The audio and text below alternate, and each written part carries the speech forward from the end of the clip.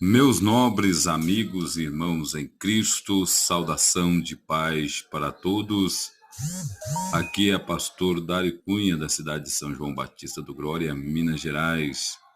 Estamos aí gravando este vídeo e desde já pedimos para você deixar o seu like aí, se inscreva no canal e ative o sininho para que todas as vezes que nós adentrarmos com o vídeo, você possa estar nos acompanhando e aí neste trabalho. Nós estamos aí hoje meditando na segunda lição deste quarto trimestre, o nascimento de um líder profético em Israel. Uma lição de suma importância para a nossa vida, onde nós vamos ver aí o objetivo geral da lição, que é exortar a família, que pode ser um ambiente propício para que Deus levante pessoas em sua obra. Nós vemos aí uma lição de suma importância para os dias atuais, podemos aplicá-la em nossa vida e no nosso cotidiano. Então, nós vamos aqui ver nesse domingo que vem, dia 13 de outubro, onde estamos aí com a segunda lição do quarto trimestre, o governo divino em mãos humanas, uma lição extraordinária para a nossa vida. Então nós temos aí o primeiro, tópico aí da lição, onde vai falar do ambiente familiar, o lar aonde Samuel nasceu. Muitas das vezes nós vemos hoje as pessoas falarem, reclamarem por não pertencer a uma família abastada ou por ter dificuldades pessoais na sua trajetória familiar. E nós vamos ver aqui que o profeta Samuel, segundo a Bíblia e os estudiosos da palavra do Senhor, ele nasceu num ambiente tão difícil quanto os dos dias atuais. Aí mostra que toda família tem os seus defeitos, toda família tem os seus problemas, todas as famílias passam por dificuldade. Mas a questão está em como nós enfrentamos as dificuldades. Uma das coisas que nós aprendemos com a lição do nascimento de Samuel é que a sua mãe, Ana, ela contracenava com uma rival por nome de Penina, na qual o seu esposo Eucana, a Bíblia diz que ele dava porção dobrada para Ana, e Penina a insultava por questão dela não ter gerado filhos para Eucana. E na tradição, nós sabemos que uma mulher que não gerava filhos, ela era considerada uma pessoa ruim, ela era desprezível diante da sociedade daquela época. Mas nós vemos aqui uma lição muito importante em que Ana nos ensina. Ela pede a Deus um filho. E é interessante que ela sempre orou a Deus e colocou no desejo de coração de que seu filho seria um homem que estaria à disposição de Deus. Isso é importante, nós entendermos que a nossa família, ela tem condições de ser alguém que vai agradar a Deus.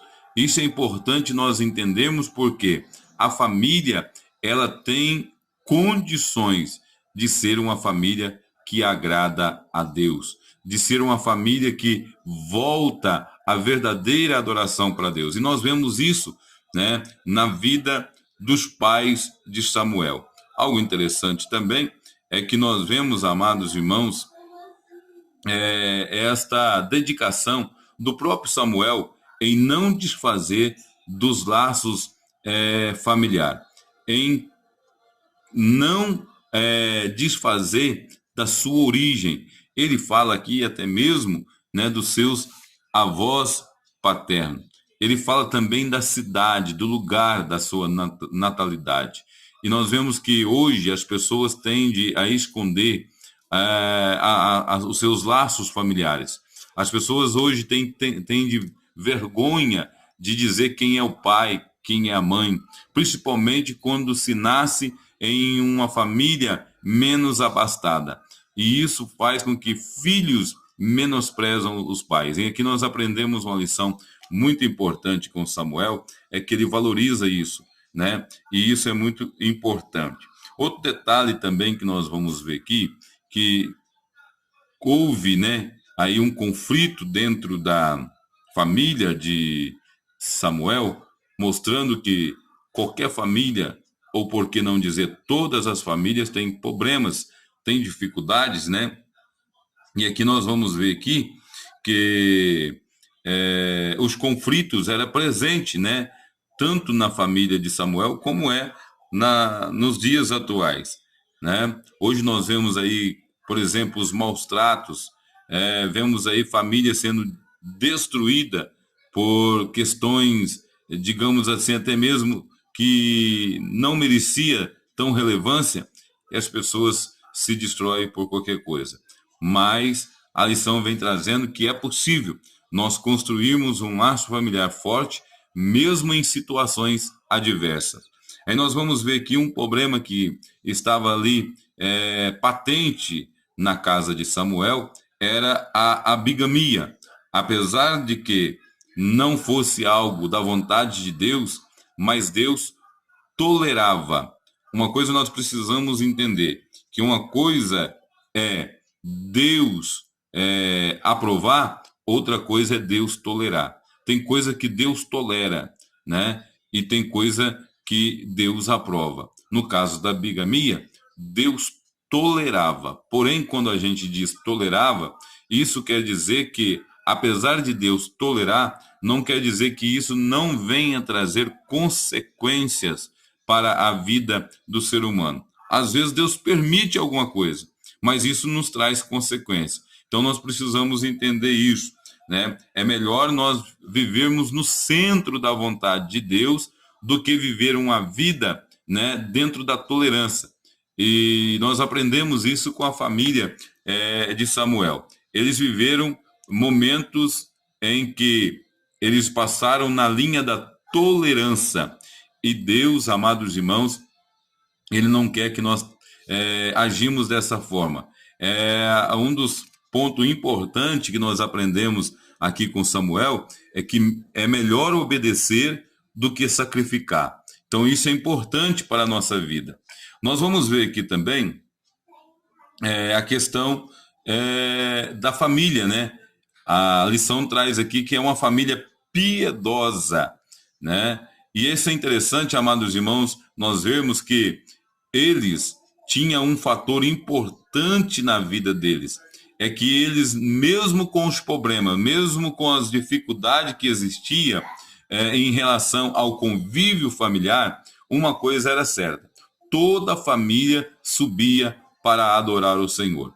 Toda a família priorizava as datas da adoração. E é algo que nós vamos ver, amados irmãos, que muitas vezes, nos dias em que nós vivemos, fica a desejar. As pessoas deixam de servir a Deus por qualquer coisa.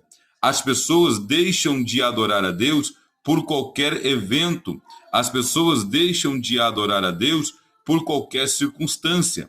Então nós precisamos entender que a adoração a Deus, a gente servir a Deus, ela tem que ser prioridade na nossa vida, acima de qualquer circunstância. Na vida da família de Samuel, nós aprendemos, amados irmãos, que eles serviam a Deus independente daquilo que eles obtinham, independente daquilo que eles alcançavam. Mas uma coisa é certa, nós aprendemos com a mãe de Samuel, que mesmo ela não tendo filhos, ela ia para a casa do Senhor. Mesmo ela sendo insultada, ela ia para a casa do Senhor. E nós vamos, amados irmãos, aprender algo muito interessante, que muitas das vezes, qualquer coisinha que acontece com um dos nossos irmãos, é motivo para que nós começamos a dizer: eu não vou mexer mais com isso, eu vou largar mão, eu vou entregar, eu vou parar com tudo, eu vou parar por aqui porque eu não preciso de passar por isso. Mas nós entendemos que na visão de Ana, ela não estava valorizando aquilo que ela estava recebendo da parte de Penina, mas ela estava valorizando a atitude que ela tinha como compromisso diante de Deus. Isso é importante nós entendermos, porque quando nós entendemos isso, nós vamos entender que Deus é melhor, Deus é maior, Deus é maior do que qualquer problema e Deus é melhor do que qualquer situação que venha nos trazer felicidade. E Ana nos mostra isso nas suas atitudes, né? Apesar das dificuldades, apesar de os pais, amados irmãos, né, não terem aquilo que eles almejavam no momento, eles nunca deixaram de estar na presença do Senhor.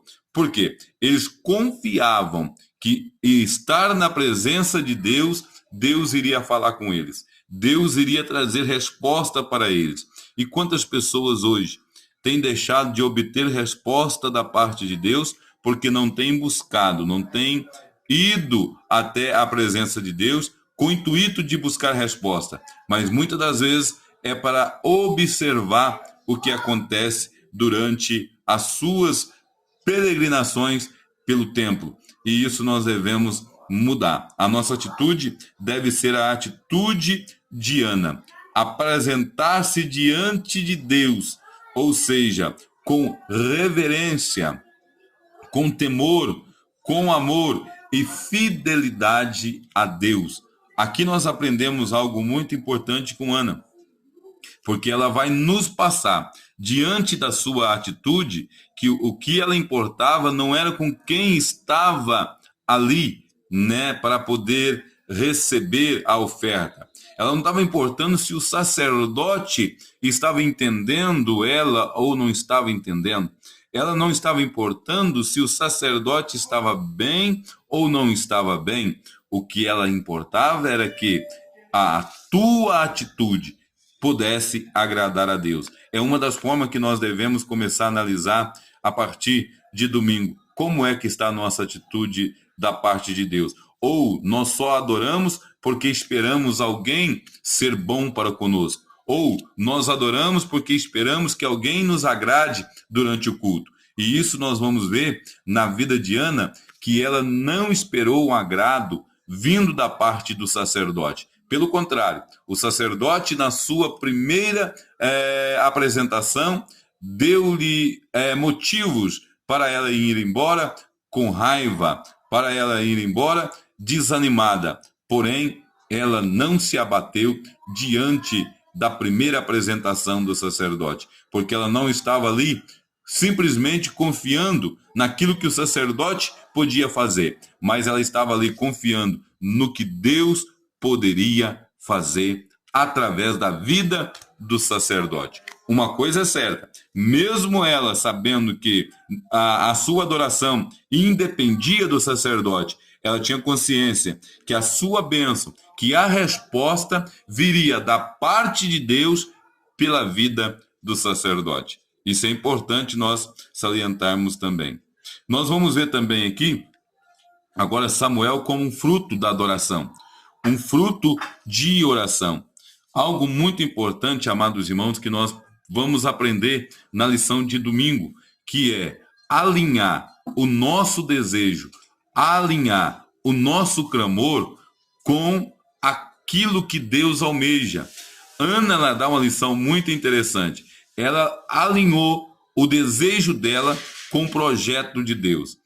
Ana, ela trouxe agora algo especial para a sua oração dentro daquilo que Deus estava também querendo para a nação de Israel. Isso é muito importante. Até que ponto a nossa adoração ou a nossa oração, o nosso pedido, aquilo que nós queremos que Deus faz, está de acordo também com a vontade de Deus. Até que ponto aquilo que nós estamos clamando ao Senhor está de conformidade com o querer de Deus.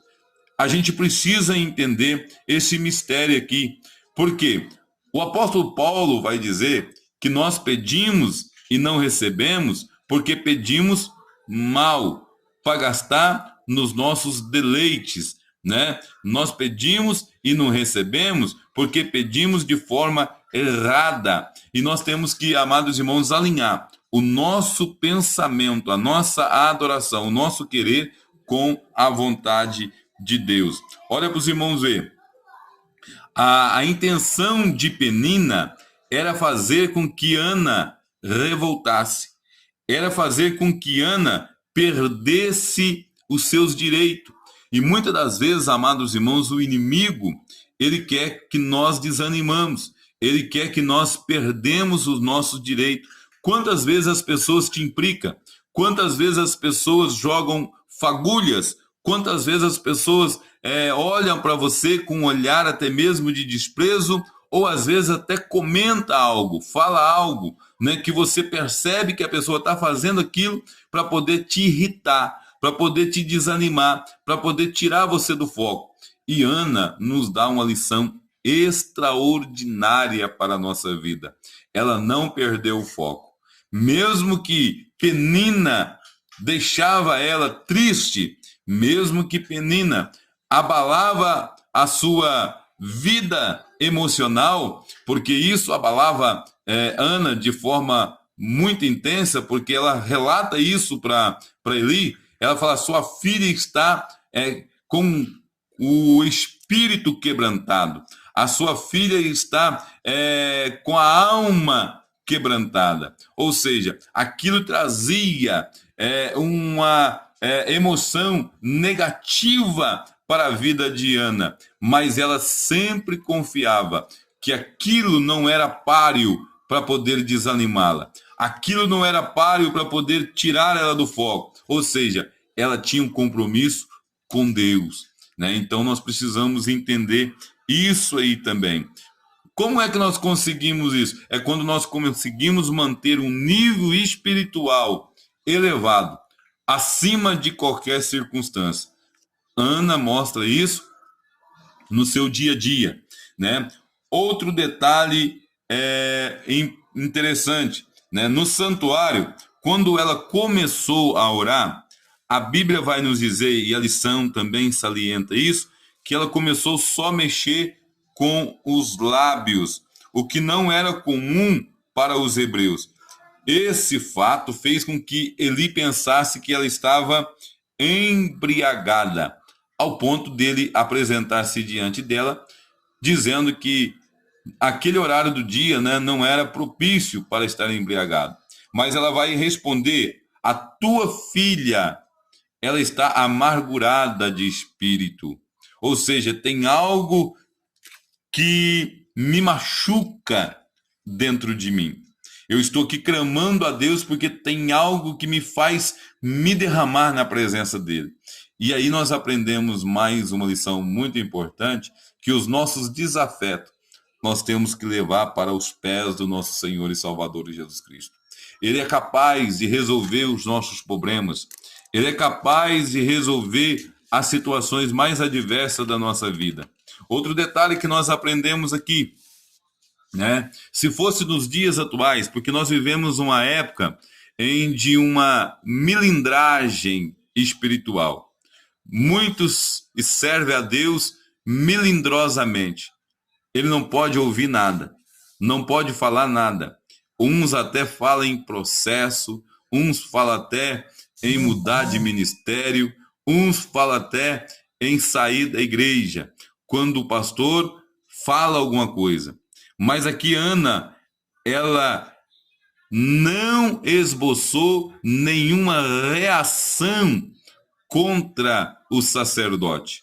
Ela não irou contra o sacerdote. Pelo contrário, ela explicou de uma forma mansa, meiga e suave.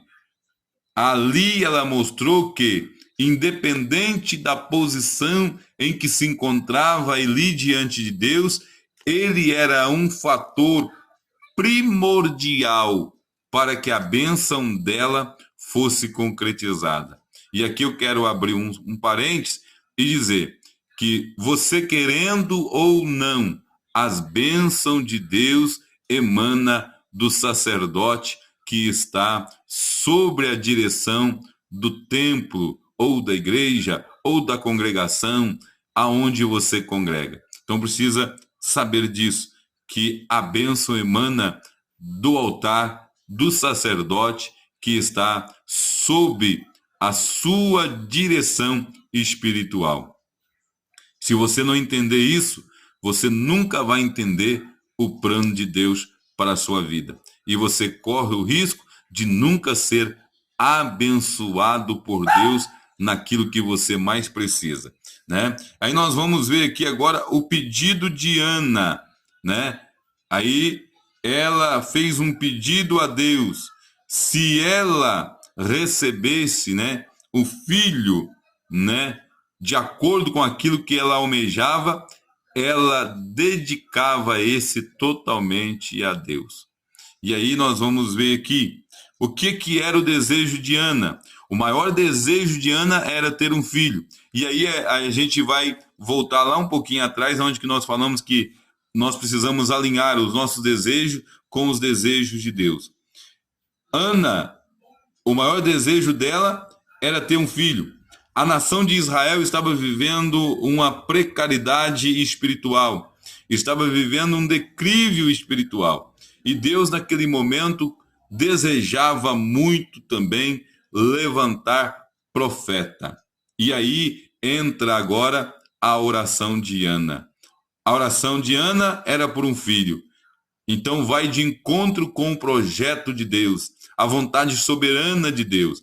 Deus viu que agora, através de Ana, ele poderia tanto realizar o desejo da sua filha, da tua serva, como também realizar o projeto que ele tinha já projetado para a nação de Israel. Então agora acontece dois pontos importantes para a vida daquela família. Nasce o menino que a família tanto desejava, mas também nasce o maior profeta que a Bíblia menciona em toda a história da Bíblia Sagrada. Então isso é importante nós entendermos estes mistérios da parte de Deus, né? Aí nós vamos ver aqui também, amados irmãos, o terceiro tópico da lição. Vai falar da dedicação de Samuel, né? O nascimento do profeta. Ou seja, o versículo 20 diz que no passado, há algum tempo, Ana concebeu e teve um filho e nomeou-o de Samuel, que pode significar ouvido de Deus. Seu nome é poderoso.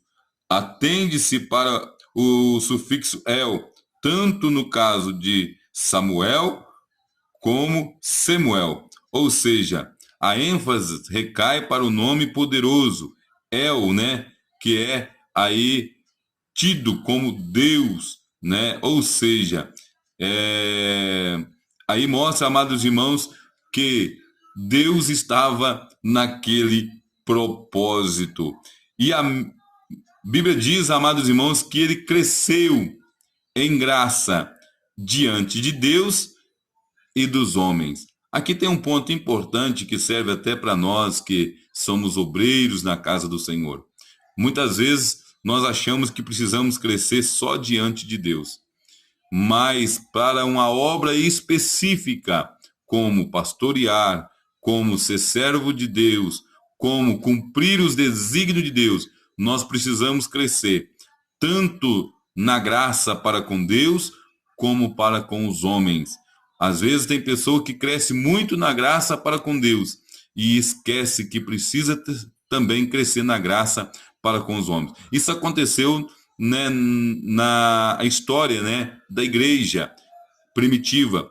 Atos dos Apóstolos vai nos dizer que, capítulo 2, que tanto os apóstolos cresciam, né, na graça para com Deus e caía também na graça de todo o povo. E cada dia se aumentava mais o número daqueles que iam se salvar. Então, uma das formas de nós sermos grandes pregadores do Evangelho, não é ter uma boa hermenêutica, não é ter uma boa exegese, não é ter uma boa locução, não é ter uma boa eloquência. Lógico que tudo isso é válido. Precisamos adquirir essas qualidades, mas o que mais vale é você crescer na graça para com Deus e cair na graça do povo. Nós vamos ver aqui que Deus usou homens indoutos da época para que eles pudessem difundir um evangelho santo e genuíno. Que nós possamos também ser essa pessoa que cresça na graça, no conhecimento da palavra do Senhor e também cair na graça do povo. Nós vamos ver aqui também, amados irmãos, o cumprimento do voto. Quando Samuel nasceu, Ana não titubeou em pagar o seu voto. Note que ela ficou ali simplesmente até desmamar o menino. Segundo a tradição, era por volta de 3 anos para poder desmamar o menino. E aí nós vamos ver isso de uma forma muito interessante, que quando ela sobe, quando ela desmama o menino, ela leva ali 3 bezerros, 3 novilhos, um para cada ano, mostrando que ela ficou 3 anos sem ir ali no templo, sem subir para Jerusalém para adorar. Ela leva 3 bezerros. E outro detalhe que Ana leva, e isso me chama muito atenção, que é um efa de farinha, e um odre de vinho, uma garrafa de vinho. E é interessante, amados irmãos, que ela levou esses 5 ingredientes, essas 5 ofertas, 3 novilhos, um efa de farinha e uma garrafa de vinho. Se a gente for analisar aqui e fazer uma, digamos assim, uma comparação, ou por que não dizer uma conjectura, nós vamos ver aí que depois que ela oferta ali o voto dela na presença do Senhor, que era o Samuel, nós vamos ver que também ela levou os sacrifícios anuais, para oferecer diante de Deus. Deus concedeu a Ana mais 3 filhos homens e 2 meninas, E aí a gente pode conjecturar que, mesmo Deus não cobrando o sacrifício que havia passado, Ana fez questão de levar, sem pedir nada em troca. E Deus não ficou devendo nada para Ana. Ele fez questão de devolver para Ana 3 filhos homens e 2 meninas. Isso é muito importante. E a Bíblia diz que é melhor nós não votarmos do que votarmos e não pagarmos. Eclesiastes capítulo 5, o verso 4, a parte A, está tendo a lição. Quando fizeres um voto, não tardes em cumpri-lo. Isso é muito bom. Agora, a dedicação de Samuel, o que acontece, amados irmãos? Aqui nós temos uma lição muito importante. Os filhos que crescem vendo a dedicação sincera naturalmente são estimulados a temerem a Deus e amá-lo de todo o coração. Aqui vai falar da responsabilidade de nós como os pais. Tem pais que exigem muito dos filhos, mas não são exemplo.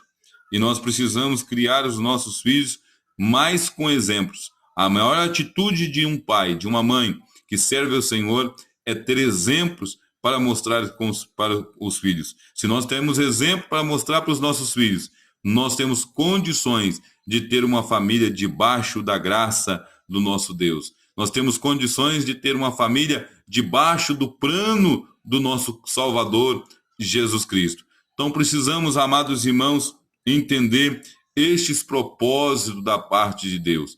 Que Deus em Cristo continue preparando, que Deus em Cristo continue nos moldando, que Deus em Cristo continue nos preparando para algo melhores na nossa vida. E que nós venhamos nesse trimestre aprender e colocar em prática tudo aquilo que Deus tem reservado para conosco.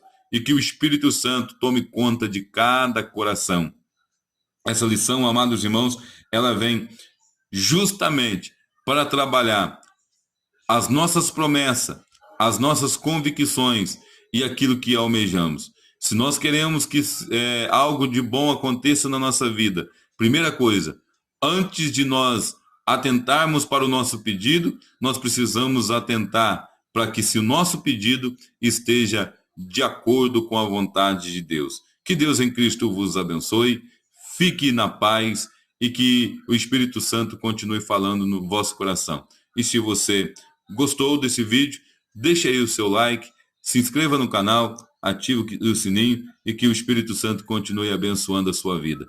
Deus abençoe a todos, em nome do Senhor Jesus Cristo.